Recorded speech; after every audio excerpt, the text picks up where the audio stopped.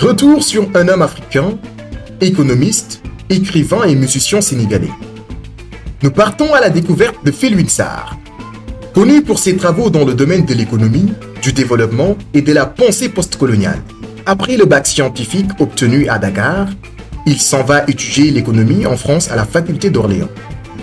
En novembre 2017, lors d'un discours prononcé à l'université Ouaga 1 à Ouagadougou, le président de la République déclarait, je cite, « Je veux que d'ici 5 ans, les conditions soient réunies pour des restitutions temporaires ou définitives du patrimoine africain en Afrique. » C'est dans ce cadre que M. Felwine Sarr et Mme Bénédicte Savoy ont été chargés par le président de la République de conduire un groupe de travail sur ce sujet. Le présent rapport concerne la seule partie subsaharienne de l'Afrique. Il met en évidence la spécificité du cas africain et propose des solutions adaptées à ce cas précis. Le rapport intitulé « Restitution du patrimoine africain vers une nouvelle éthique relationnelle » a été remis au président français Emmanuel Macron en 2018. Commandé par le président français, dans le but d'examiner les moyens de restituer les œuvres d'art africains qui se trouvent actuellement dans les musées français, Felwine Sarr et Bénédicte Savoy ont proposé un certain nombre de recommandations, y compris la restitution de milliers d'objets d'art africains qui ont été acquis pendant la période coloniale.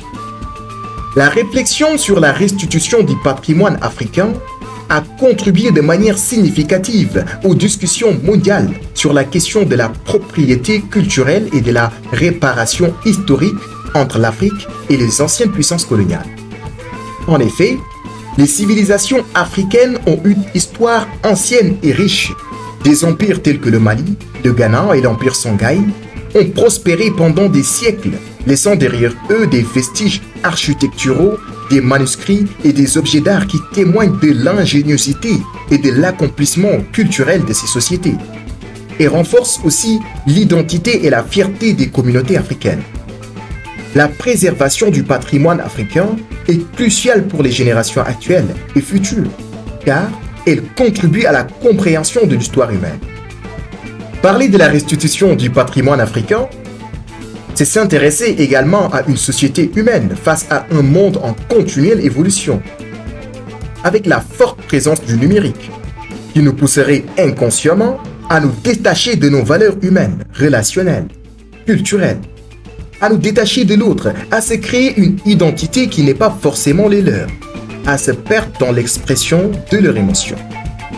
Les ateliers de la réinitialisation poussent à s'interroger sur le rapport que nous avons avec le numérique, les rapports avec nous-mêmes et avec les autres dans un espace réel. Merci d'avoir rejoint cet épisode.